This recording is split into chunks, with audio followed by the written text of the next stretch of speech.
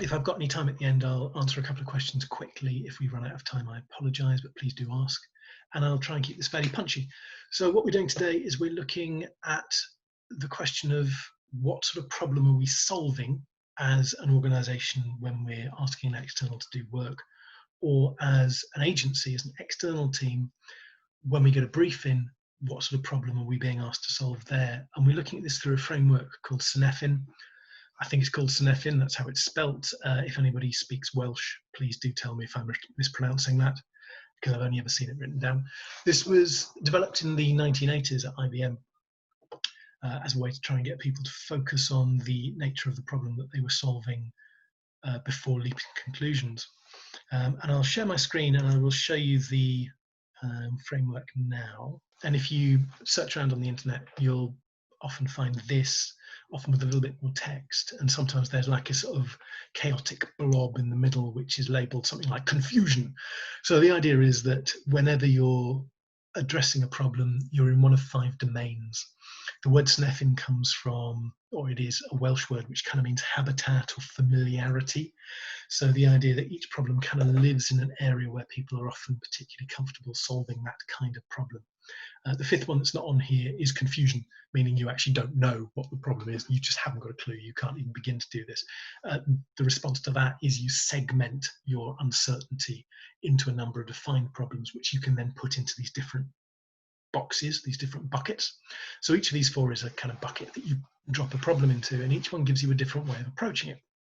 So what I'll do is I'll explain what these are now, and then I'll show how this is useful for us when we're conceptualizing work between an external entity, like an agency, and a client organization. So, sorry. If we start with the simple ones, those are our known knowns, right? We know what the problem is and we know how to deal with it because we always do it this way. The response is we get a sense of what the problem is, we put it into a particular category. Okay, we categorize it as this sort of problem or this sort of problem, and then we give the response that we always give to problems in that category. It's a very efficient, very easy way to work, which is particularly comfortable if you've got a heavy workload and you don't particularly like change. When the guys at IBM developed this, one of their concerns was that an awful lot of managers try and push problems into the simple box. Because on a day-to-day basis, that's easy. It doesn't increase your workload, it doesn't make you think, doesn't move you outside of your comfort zone. You don't have to ask anybody else for any budget. You don't have to slow down while you're waiting for people to examine issues more broadly. You just get on with it, JFDI. And so the simple bucket is a really compelling, attractive budget for a lot of managers within organizations. And for agencies, we kind of face the double problem that sometimes we've been given briefs by people that fall into this, shouldn't fall into the simple bucket, but they're trying to push it into that simple budget to control the cost down or get the work faster. Or we're being given a brief that because of the limitations on the budget, we can only really approach through seeing it as a simple problem. Both of which are hugely damaging because we're going to deliver less effective work. We are failing the client if we accept that something is being put in the simple bucket when it shouldn't. But it's a very attractive bucket to put it into. It allows you to move forward with minimal risk, minimal delays, minimal discomfort. Then if we move up on this, the complicated one, and we'll kind of go around anti-clockwise. The complicated one is your known unknowns. So there are things that you are aware of that you need to formulate and define. You know what those things are and you can address them. So I mean, if we're doing digital work, and most of my examples will be digital work, if somebody says, oh, we need a website, we can immediately assume that a website requires a whole load of different specific skill sets, and we can assume that we have them. So we want to put our UX people and our design people and our development people together, and we'll put a project manager on it, and we'll need to go through this workflow of requirements gathering, UX, design, development, testing, deployment. That's a complicated process, but once we've analyzed, you see here, sense, analyze, respond. Once we've analyzed the brief, then what we can do is we can apply our expertise in order to generate a plan. And that plan will have a whole bunch of, 20, 30, 50, whatever, simple tasks, which have been pulled together in this plan. That again is seductive because it's easy for us to assume that that's what the client wants us to do because that's what we normally do. That might be totally wrong. The client might also be expecting us to do that, and that might be totally wrong. So, we might sometimes have a client who comes to us and says, "Oh, I need an app," and you dig into it, and I don't need an app at all. It's actually a dumb request. They want something totally different. If we haven't taken the time to challenge it, to probe, as we see up in the top left-hand corner under complex, maybe we leap to the wrong conclusion. Equally, we could have somebody who says, "Oh, we need you to design a website." You look at it and you think, this website has virtually no value. Why do you want us to design it? Why do you want anyone to design it? Why don't you just get a freelancer to throw a template together for you? Because the website has no real business value to you. So we'd be wasting your money, and it's wasting all these specialist skills that we've got, right? So we could assume a complicated problem, such as a website design and build process, when actually what the client needs is something else. Really, we need to step back and turn it into a complex problem, or they need to go to somebody else who can just turn it into a simple problem for them. Your complex problems are often things which are much vaguer. It's how do we communicate most effectively to this audience? We're moving into a new territory, and we're not actually clear how we're going to deal with this territory. What the media consumption landscape within that territory? What should the tone of voice be in that territory, etc., etc. So if we kind of start from complex and move around, we can see the complex one, we've got a lot of research. We're probing the question, we're trying to get data, or we've got a lot of experimentation and we're iterating and we're trying things out to see what sticks before we get into the complicated stuff. The complicated stuff assumes we have clarity over what we're doing, right? So complex gives us clarity. Complicated starts from clarity and gives us a plan. And then simple is the tasks required within that plan. But even within something like digital work, there's a huge amount of variety in the ways that we can approach these. So if we look at something like the complex, we could say, actually, this could be a market research. This could be an audience research, a qualitative research kind of project that somebody needs to pull, at which point, that's not us, we're out of here. Or this could be about iteration and experimentation and putting together prototypes, in which case, awesome. When can we start? That's fantastic. So this isn't even as simple as saying, well, what's the bucket and what partner do I drop into that bucket? Because that's a situation where in the complex one, taking Agency Maya as an example, there are certain complex projects we could be fantastic at and certain projects we would be absolutely lost on. And the client needs to be aware of that, and we need to be honest about it. And whether it's us or anybody else, that holds true. Then the fourth one we haven't mentioned is chaos. So this is, oh my God, the house is burning down. At that point, it doesn't matter which door you run out of, just run out of the damn door. So in this case, we act before we do anything else. An example of that might be, we can look at this. Simple would be something like a video editor. Right? And let's, simple does not mean trivial, right? So a video editor is told, I need you to make these videos, this edit to these videos.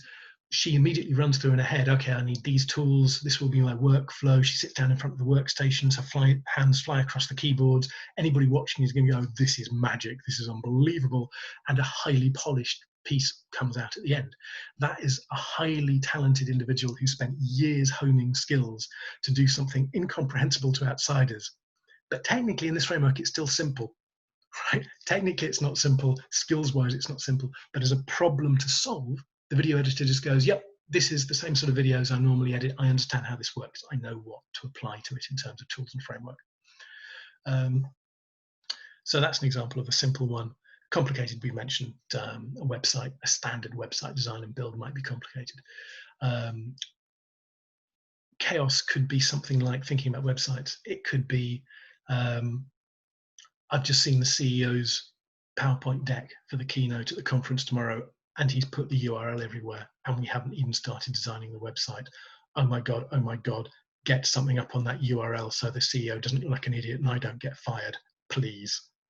Right. At which point you act before you do anything else. Right. That's just send us everything you've got and get off the phone to let us get on with it. There will be something up by tomorrow morning. Don't ask what it is. We don't have time to choose the best solution, but we will make it work. We will get out of the burning building. Fortunately, things like that don't happen very often, but sometimes they do. And complex is much more your kind of consultancy strategy. How do we approach this problem sort of issue? So we've got 4 very different buckets.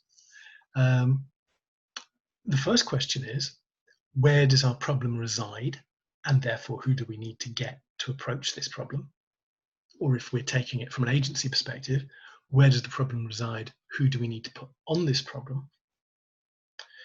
And the second question is, what is the result of this? What are we aiming to do? If I'm a client organization and I'm hiring somebody, am I hiring them to work within the domain?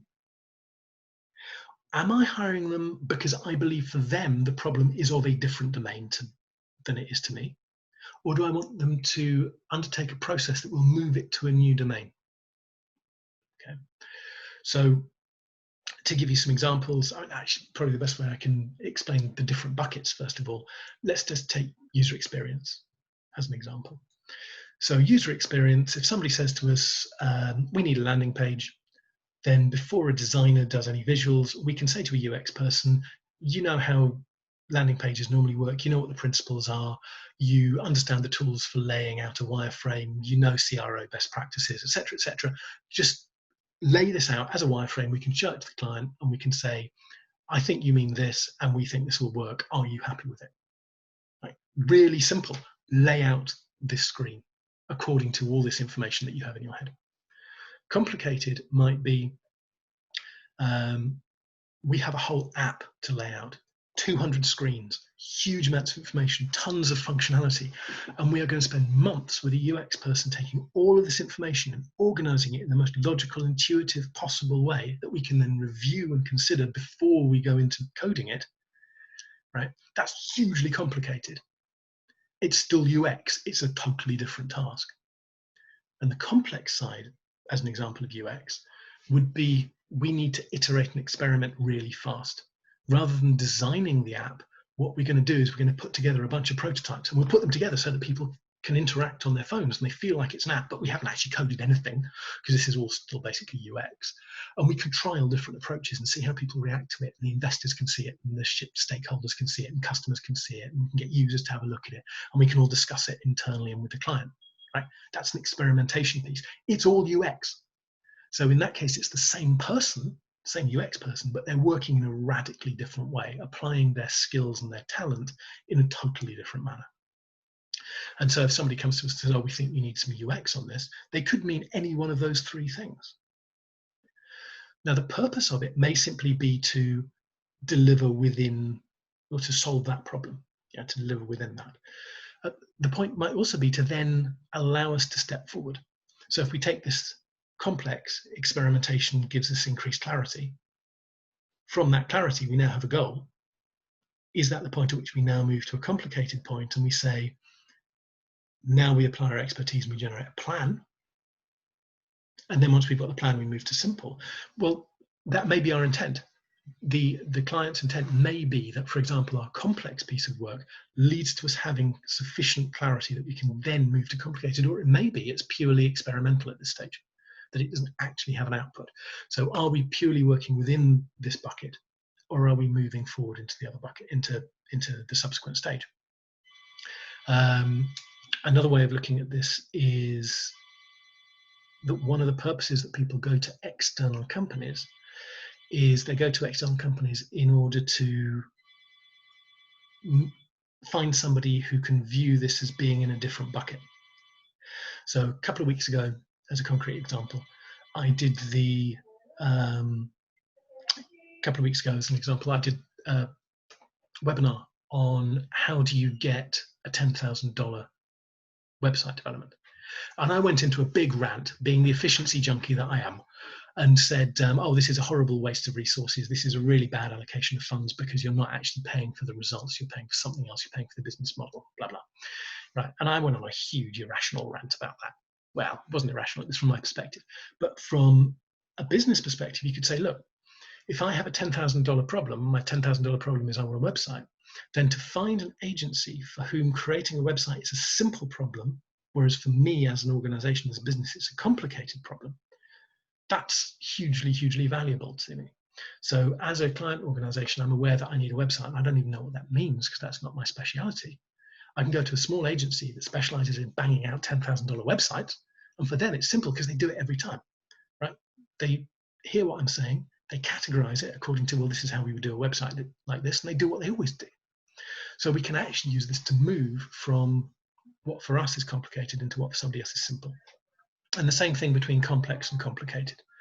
So if we're saying we're looking at entering a new market, we're looking at exploiting a different demographic, we're looking at leveraging a new technology, it could be, as a client organization, we can find people for whom their understanding of the environment is so advanced relative to ours that they go, well, we hear what you say, and you know what, we understand the legal framework, we understand the media consumption landscape in this territory, etc., etc., etc., and we can advise you very swiftly and give you that clarity that you need, because for us, we already have that clarity. We simply feed that into you, and it becomes a complicated problem, not a complex problem, because you're building on their abilities. So that's kind of how the model works initially. So that's which bucket is my problem in, and what is my intention? Is my intention to work in that bucket, or to move it on as a result of the output of this project into a different bucket?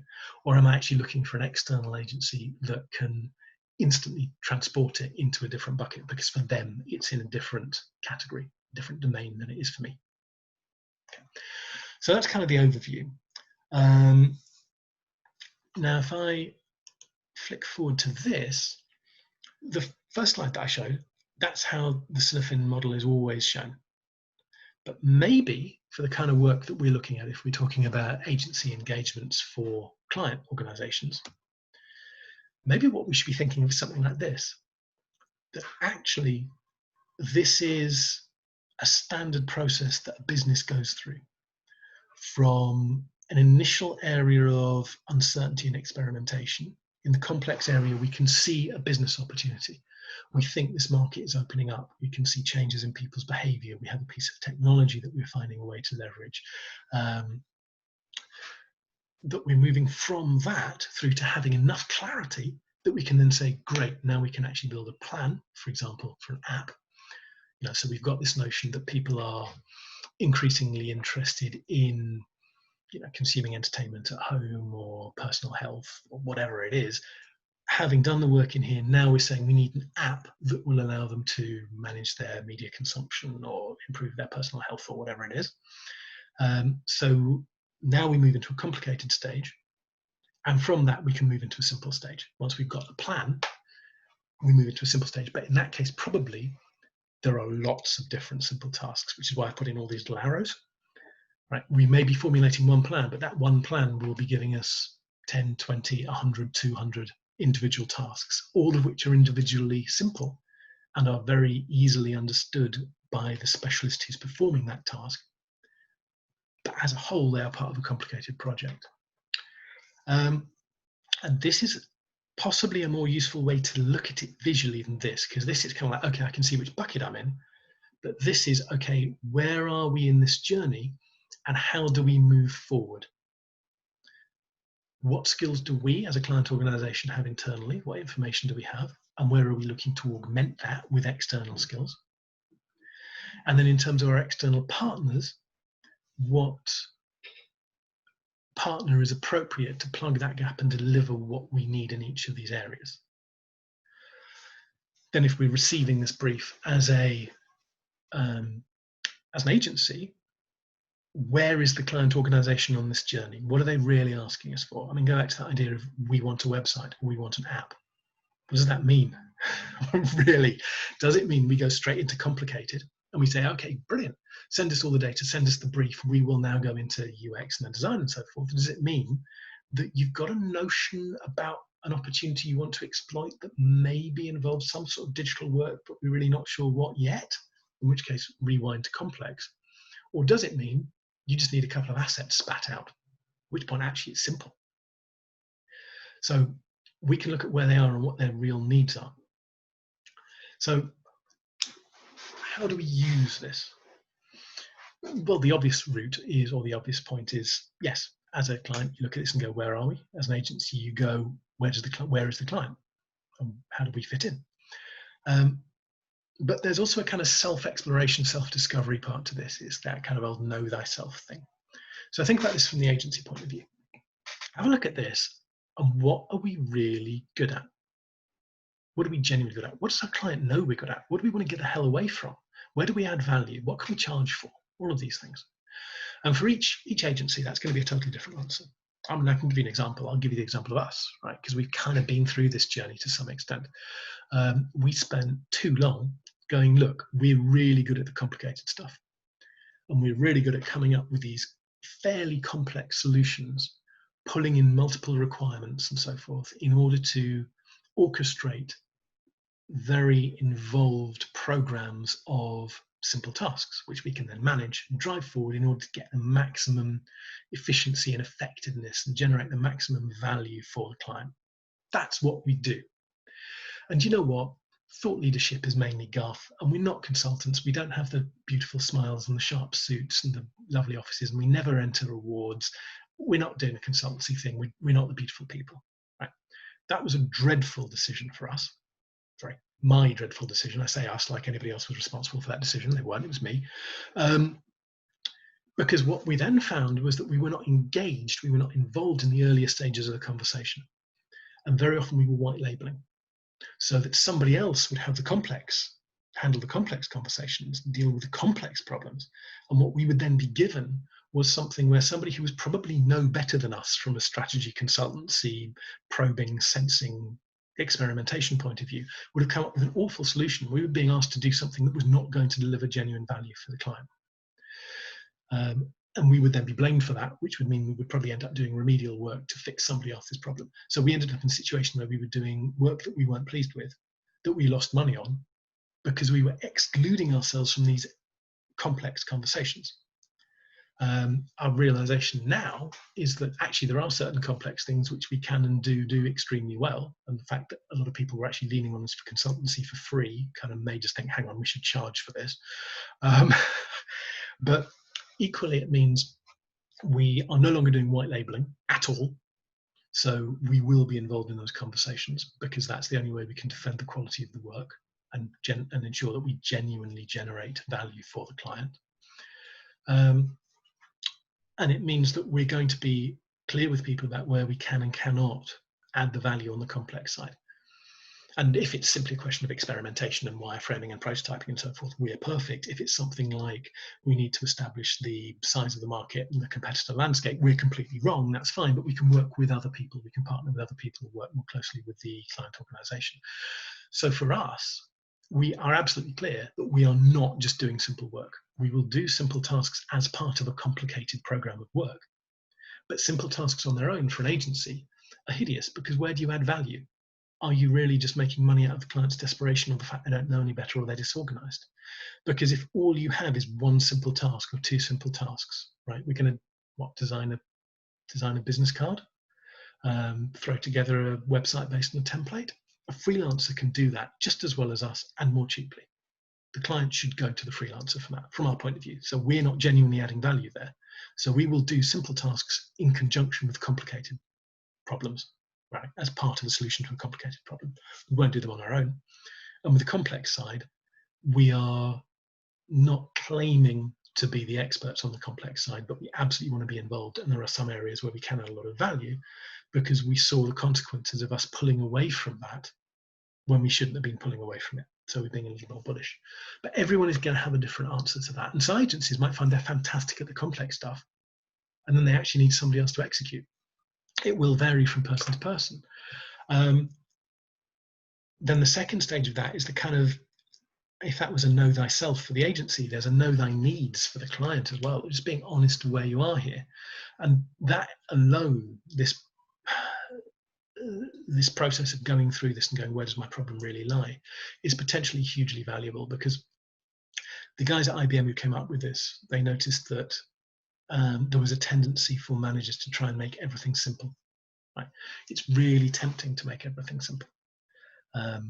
You know what you're doing, you've got a busy day, you're not adding in additional pain and misery, you don't have to ask for extra budget, you can use the person who you've already got here who's going to do what they always do, it's easy to manage, etc., etc. You're never really going to move the needle, you never do anything new or interesting. But you can get the work done. There's also a tendency for people to try and make problems complex when they shouldn't be. Because if you do something really visionary and innovative and completely unlike anything that anyone has done before, you get loads of kudos for that, and you get promoted and you win awards and it looks fantastic on your CV, right? So you can kind of challenge yourself over this and say, well, am I pushing this towards the simple, or am I pushing this towards the complex? Am I being realistic about this?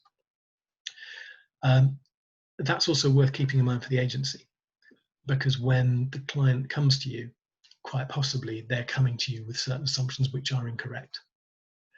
And we've all seen people who go, oh, this is going to be really easy for you, right? Yeah, no, you want it to be easy. But equally, they might be over-engineering it. They might be wanting us to do loads of sort of research and iteration and so forth, when actually they don't need to. So we can kind of be aware of the client's pressures here. And the client, likewise, if you're on the organizational side, if you're on the client side here, be aware of the pressures that agencies are under, right? So there is a tendency, for example, for agencies to try and push very aggressively towards the complex stuff. They push really hard towards the left of this slide. And there are loads of reasons, some of which are structural, some of which are to do with business development, and some of which are genuinely about serving the client. So you may well go in and say, well, we think this is a complicated problem, and find that they're saying, oh, no, we need to do a whole load of discovery and we need to do some iteration and some research. And there are several reasons for that. Now, to step through that, one is engagements have been getting shorter over the last couple of decades.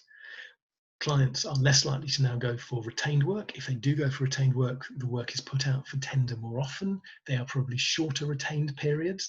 That's hideous for the agency, because it's very hard to grow if you're constantly running to stand still. You've got maybe hundreds of people as a big agency whose salaries you need to pay, and you don't know month to month if you're going to be able to do that because the client isn't committing to anything. If you can move this to the left as an agency, you're now moving into strategy, you're moving into consultancy. One, you can charge more money for it per hour, which sounds great. Two, this now connects you with the C-suite. You're not merely a supplier to the marketing team or to the product development guys or whoever it is that you're acting as a supplier to. So you've now got deeper contacts with the organization. It's harder for you to get kicked out. It's more like you will have a longer term engagement. Right? And I can say that from experience, from Agency Mine's point of view. The two clients we lost who we really did not want to lose, it was because of changes at the C-suite level where we were not connected to the C-suite. Right? And I'm fairly sure we would still be working with both of those companies if we had been better connected with the C-suite. So I completely get why agencies will say, oh no, we want to do the complex work, the strategy work, consultancy work, because it allows them to make those connections to protect the relationship and ensure the continuity of the work. Right. Now, as a client, you might go, yeah, I understand that, and that all sounds great for you, but that doesn't serve me right now. So it's worth you being aware that they might be pushing for that reason. They might be pushing just because they like the idea of charging you for a load of consultancy work. Consultancy work is great. I mean, you spend loads of time running workshops and in meetings, and you don't really have to output anything that anyone can critique, do you? I'm being cynical about it because obviously we don't do a lot of that. So, there is a business imperative there. However, there is also an honest reason why people are going to want to push towards the left, and it's kind of the reason we did, as I just alluded to. We are much more keen to get involved in the complex work than we used to, because it helps us protect the quality of the work. It allows us to ensure that the client is going to get a better return on their investment. Right? Now, there's some selfishness to the quality of the work issue, right? We want to do good work because it makes us look good for other future clients. We want to do good work because it improves our morale, we get satisfaction out of it, that's true. But also we want to do good work because it delivers better results for the client. And we found if we're excluded from a complex side, we don't deliver such good results for the client. So be aware that agencies will tend to push towards the left of this, sometimes for very good reasons, sometimes for entirely selfish reasons that do not serve you as a client organization at all. So kind of be aware of that. And there are particular challenges here for agencies of different sizes. For large agencies, it's a question of how do we keep the volume of work going and how do we keep the long-term cooperation that allows us to plan for the future and maintain our headcount of 200 people or whatever it is. For small agencies, it's a very different challenge, and that is that the small agency, okay, I'm going to be really rude here. Agency might kind of at a nice stage where on the morning calls, there's kind of like 6, 8, 10, 12 people, whatever. We've got specialists that we can pull in order to deliver quite complex programs of work. But if you're a really small agency, if you're kind of 1, 2, 3 people, you're actually a contractor or a freelancer with a higher rate card. How do you work potentially across all of these in a way that genuinely delivers value to the client? That's really hard. When you grow a bit, you get to half a dozen people or a dozen people, you've got the different specialists. But without those specialists, that's a really tough one unless you're very, very niche. And it could be that you're a very niche agency and this isn't an issue. But from a client point of view, it's worth being aware of the fact that there are issues with large agencies that, of course, they want to keep the volume of work. But there are also issues with small agencies that they are challenged in how they can deliver value across these different areas with a really small headcount. So that kind of gives us a whole load of things to think about and a structure that we can use to think through them. Let me finish off just with a sort of practical example. If we have a request, how do we know which bucket it goes into?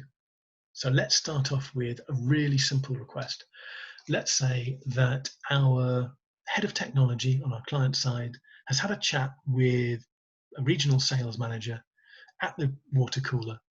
And the technology guy's been saying, oh yeah, we've just done this really interesting research project with this university, or whatever it is. Sales manager goes, brilliant, send me a PDF of it and I can send that out and I can have my team send that out to our prospects, right? And they'll be really excited to hear what we're doing. This is great. I can get conversations going with more prospects. This will drive revenue for us.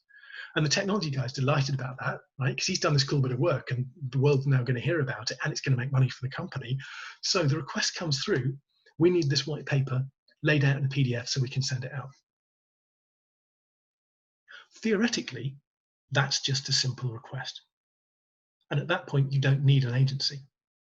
You find a freelancer, you go, dear freelancer, we've already got company style guidelines, branding guidelines, etc. Our technology head is going to write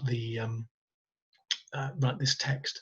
We need you to lay it out, and the technology head will come up with some awful, Excel spreadsheet generated graphs, make the graphs look pretty, lay it all out nicely, and let us have this, and our sales guys can send it out. That's a simple task because the graphic designer knows exactly what she's doing. Right? She's going to open up InDesign and she's going to do this for the charts and she's going to do this for the text and she's going to use these export settings for the PDF, right? Classic simple task. However, that could go in 2 more directions. One is who says this is only one white paper and who says that's the only sales manager that's going to want it.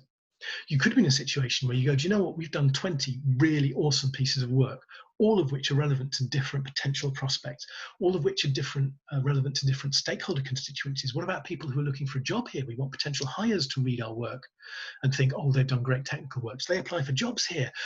Let's show off to our investors and let's just use this in the trade show stand. We'll, print these off on nice glossy paper, have them in the trade show stand just to make the point, make the impact, whether anybody picks them up or not. All these other reasons come out. We now discover we need 20 of these. And we need them in 6 languages because that's the different territories that we're working in. This is still simple, but it's not simple that you go to a freelancer with. It's simple because everybody now understands how to do this. You're going to write the text. Then we need really strong technical translation to localize that into half a dozen different languages. We need the graphic design, we need strong editing, we need strong proofreading to make sure no errors have been made, possibly in languages the graphic designer doesn't work in. This is a process which needs to be managed. You're not going to go to one freelancer for it, but you need to work out the editing, you need to work out the localization and so forth. So although everything in that is still in the simple bucket, you aren't going to a freelancer, you're now going to an agency. Somewhere else you could go with that is you say, well, actually, hang on a minute, we're talking about white papers. What we're saying is we've got technical information that will impress people. It will impress potential hires. It will impress prospects. This will lead to better recruitment, better PR, better revenue generation. We're going to take this information and we're going to find, using our existing channels, ways to get this out into the world in order to convince and persuade people measurably. That's now a complicated project. And that's, that's kind of classic stuff that we would get involved in from an agency, my point of view. Obviously, we're not a localization agency, but we're very much in the bucket of, okay, that's complicated. We've got this information. You know what you intend to do. You want to use this to get these results. So what are we going to do? We're going to lay them out in PDFs. Fine. We're going to lay them out on individual pages on the website. We're going to add them to the resource library. When we add them to the pages on the website, we're going to see that as part of a unified user journey, because we want to use that in order to provoke additional actions. We're going to think about how we add call to actions for the sales team in here. We're going to think about how this integrates into your CRM system. We're going to talk to your social media people, because we want to do OG images for these so that they can then promote them on social media and pull them back in. Is social media the only way that we're bringing people into these landing pages? Because these are now landing pages, not just case study pages, because we want to provoke a response. What about pay-per-click advertising? If so, the page quality is significant. If we can get higher page quality, that means we reduce the cost of your advertising per prospect that comes to the site, blah, blah, blah, blah, blah, blah, right? And we can keep going on this for ages. But that simple thing of, we've got this cool story we can tell, we've got this cool thing we've done, we want the world to know, can become quite complicated and run across media. So, we would typically deal with the digital piece as the central piece. We would expect there to be a social media agency or social media person within the organization who's dealing with the social media side, but we're giving them ammunition to fight their battle. But we would probably do the print work along with the digital work. So that's a point where you can say, well, okay, knowing agency mind, this is how they can fit in, but there are bits they can't do, like social media. Equally, you could be saying, we are doing a lot of really interesting technical work. How do we make this work for us? What constituencies care? Are we doing the right technical work? How do we communicate this? Somebody said case studies. Does anybody read case studies? White papers? Does anybody read white papers? Right? Do we care about these, or is this just the stuff that we've always been doing for the last 4 decades and we just all keep doing the same thing because it's a habit? Do we want to really challenge this? Well, that's a complex thing. Now that's a complex project to work out, to experiment. You probably do a whole bunch of different options. You A/B test, you do a load of research about media consumption, etc., etc. And that's the point at which, if somebody was working with us, they'd say, hey, look, we kind of want you involved in this because we want you to handle the A/B testing, for example. But the bulk of that complex work is the research work that possibly some sort of strategist is going to be doing before we get involved. So just that one idea, we've got this cool thing we've done, let's do a white paper. We can see how that can be a simple thing that requires a freelancer, a simple thing that requires an agency, a complicated thing that would suit, for example, Agency Mine, or a complex thing that would suit somebody other than us, but we might be involved. So we can see how just that one idea, a white paper, can have very different ramifications when you start thinking it through. Right? So that's the quick summary. So we've got the model. We've got a kind of flow that we can go through to understand this. We've got this notion that when we have a problem, we define which domain it's in. We define whether we want it to be solved within that domain, or whether we're trying to move from one domain to another through the project, or whether we're looking for an external partner who is capable of immediately translating it into a different domain.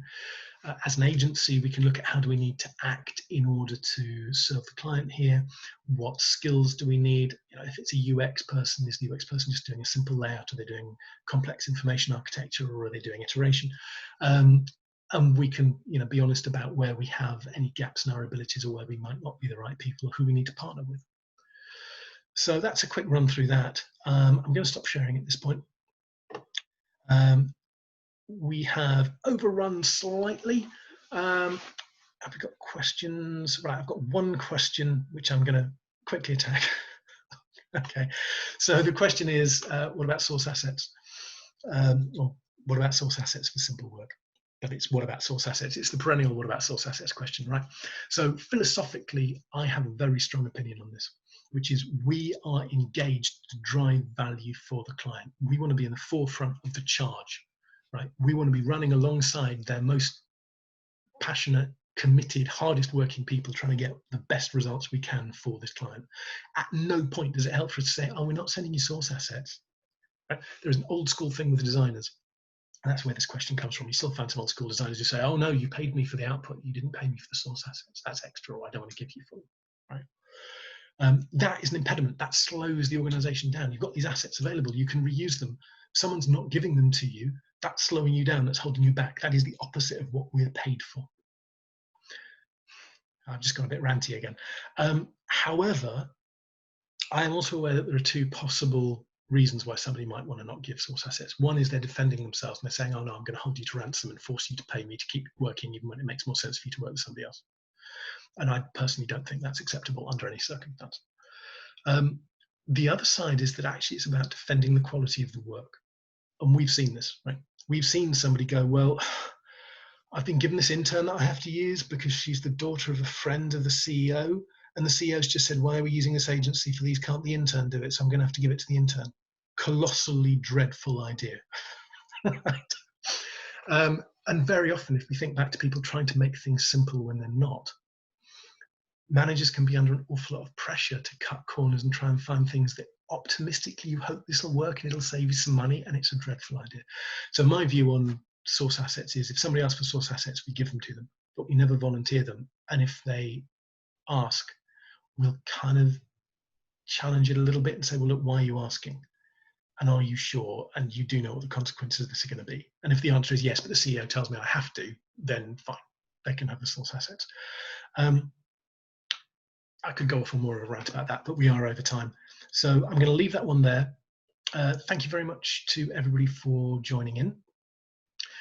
We are now going to move to being slightly less regular with these. We've been doing these once a week, and we've had some great feedback from people, and thank you very much to everybody who's tuned in. And I know we have quite a lot of people from kind of like Dubai to Chicago who are watching these every week. If they don't manage to join, they sort of chase them down on the website when I put them up the next day. And yes, I will be putting this up the next day, but from next month onwards, we're going monthly on this rather than weekly. And the reason for that is, lots of people are doing webinars right now. We're kind of busy. We don't want to get into a stage of doing webinars just because we're doing webinars. So we'll do them once a month and make sure that we've got something really useful to say, rather than anybody ever starting to think, hang on, they're just doing this out of habit. So you can look forward to these being just as punchy and just as useful in future. If there's anything that you do want us to address specifically, do ask. And if there's anything that you have as a question that you want us to deal with following from this, send me an email, kevin.hassel@agencymy.com. That's it for now. Thank you very much, folks. I've taken a little bit more than half hour of your time, so thank you and stay safe.